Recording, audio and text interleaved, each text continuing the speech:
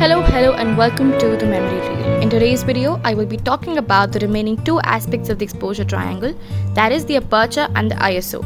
If you've missed my previous videos, please go and watch it and the link is given in the description box below. Let's talk about aperture. Aperture refers to the opening of a lens's diaphragm through which the light passes. It is calibrated in f-stops. F-stops are generally written as numbers such as 1.4, 2, 2.4, 4.5, 5.6, 8 and so on. So a wider aperture means a lower f-stop. Like here, an f-stop of 2.8 gives you a blurrier background as compared to the f-stop of 22. Depth of field is the zone of acceptable sharpness in front of and behind the subject on which the lens is focused. Simply put, how sharp or blurry is the area behind your subject. The lower the f-stops, the larger the opening in the lens, the less depth of field, the blurrier the background. The higher the f-stops, the smaller the opening in the lens, the greater the depth of field, the sharper the background. We use lower f-stops for portrait or macro photography and we use higher f-stops for landscape photography, achieving a maximum depth of field. Using a low f-stop means more light is entering the lens and therefore you need a faster shutter speed. Again, the reverse is true. Using a high f-stop means that less light is entering the lens and therefore you will need a slower shutter speed. Now let's move on to the last component of the exposure triangle, the ISO. ISO refers to your camera's sensitivity towards light. The higher the ISO, the more sensitive your camera sensor becomes and the brighter your photos appear.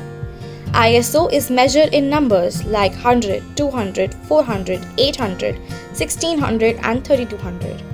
By increasing the ISO, you make your photos brighter. That is why ISO is important. In other words, ISO works alongside the other two exposure variables, aperture and the shutter speed, to determine the overall brightness level of an image. Dial in an ISO of 100 and your image might look dark. Boost that ISO to 200 and your image will become brighter. Boost it to 400 and your image will become even more brighter.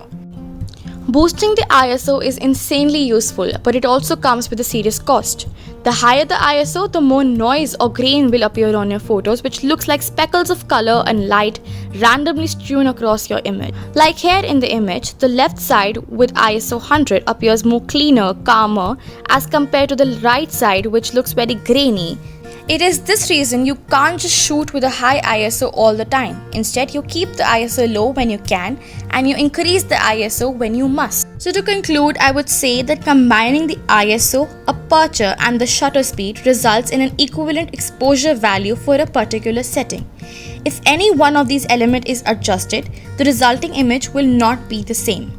If you increase the f-stops to decrease the amount of light getting into the sensor, you will also need to adjust the shutter speed and the ISO for an equivalent exposure, otherwise your image might come out too blurry, too bright, underexposed or overexposed.